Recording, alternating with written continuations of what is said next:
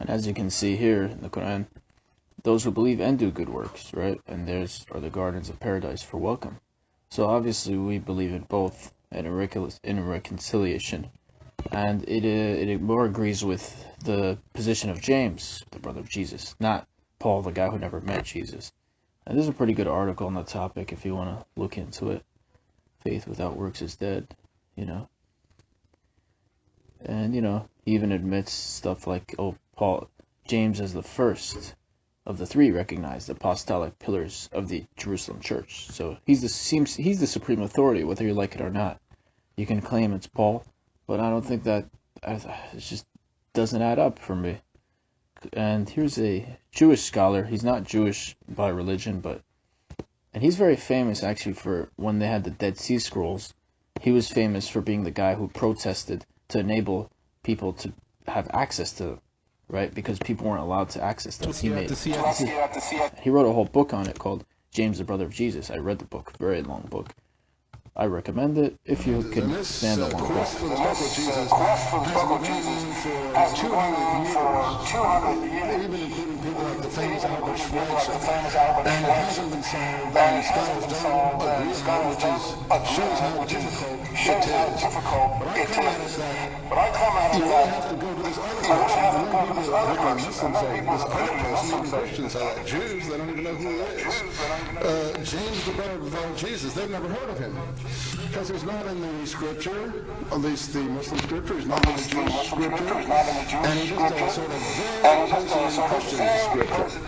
And my conclusion is, who and whatever James was, so was Jesus. And when you get into the James problem, which leads you to the Dead Scrolls also, you find that the ethos is very Islamic.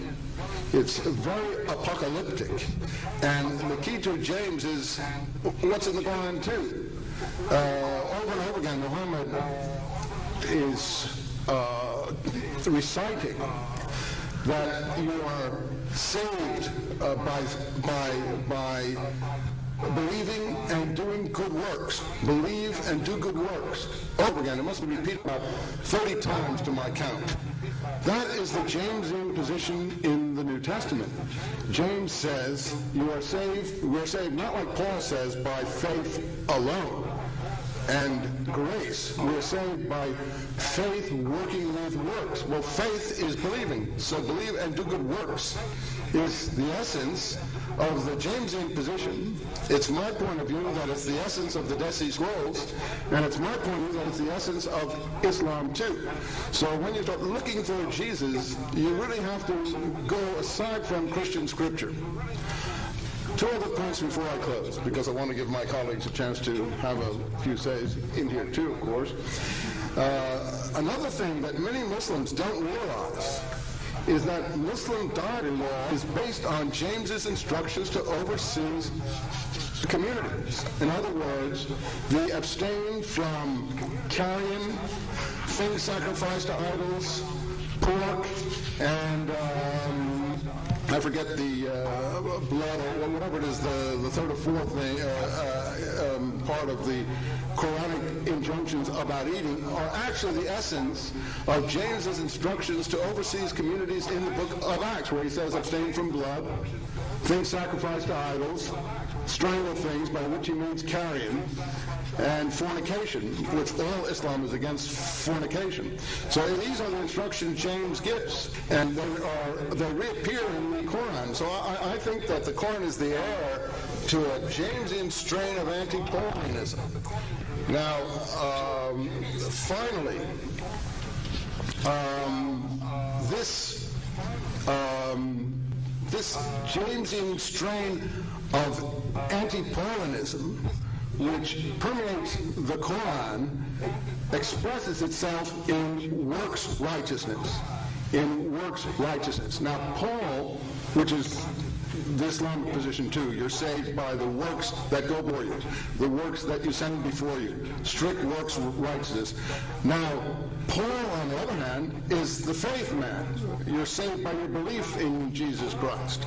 And that's the argument between Paul and James. In the Western world, Paul went out. And what we call Christianity is basically Paulinism. But the final issue between Paul and James on this faith versus works matter centers around Abraham.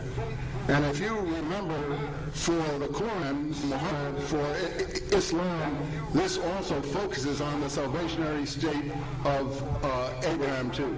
So I think that Muslims would be very interested to look into the James matter, and they would find a lot in common with not only James, but what parallels James in the Dead Sea Scrolls. And once we approach James, we approach the historical Jesus. The final point I can make was on the Gospels themselves, as a secular scholar.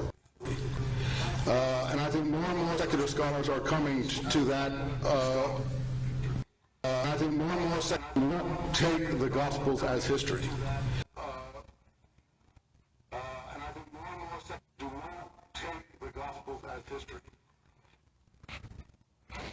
So yeah, you could see that what I'm basically saying comes from his book, James, the Brother of Jesus. Very good book. I think you could find it online for free, but it's so long, I don't know if you're actually going to go ahead and read it. But the whole interesting thing is that he even says, look, I think Muslims would be interested in this topic because it looks like whatever tradition they had eventually leads up to Islam. And in fact, they actually mention that in this Catholic encyclopedia. We'll find it right here. Let's look it up. This sect, the Ebionites that I was showing you earlier, the ones it says is suggested by, I don't know who that is, Yule Horn, but it might be into connection with the origin of Islam. So they also, that's a Catholic website too, right?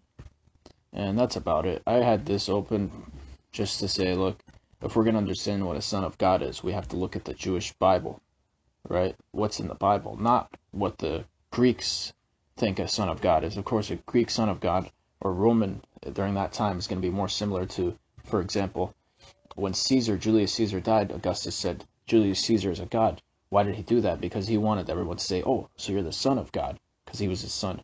So he gave him that authority. So we don't understand it like that. That's a Roman understanding. Unfortunately, the New Testament is all in Greek. So it's going to obviously be interpreted in that, their culture, the way they would understand what a son of God is. But in Jewish literature, it means like an angel or demigod. And you'll actually find something that Paul says that Philippians 2:6. You'll find him saying, though he was God, he not think. Wait, that's not it.